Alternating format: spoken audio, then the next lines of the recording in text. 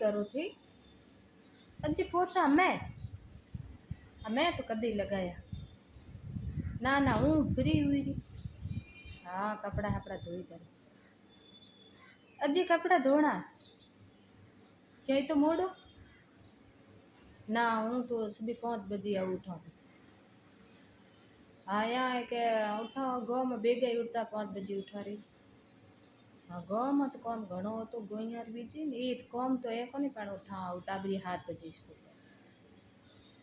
हाँ थे मोड़ा उठो 7 बजे उठो। हाँ गर्मी है नुगी ऐसा मैं बेगू ही करा बोल कपड़ा धोवा हमें कहीं को एक सब्जी रोटी बाकी है आओ झाड़ू पोछा थी करे आओ नान कपड़ा करो थे सब्जी रोटी बनाई थी। हाँ तुम्हारे सब्जी रोटी बाकी है। हाँ आओ कोई बात को नहीं 11 बजे तक फ्री हूँ सब्जी रोटी जे मोड़े बनाई टाबर 1 बजे आ है। हाँ कहीं ठाटे हो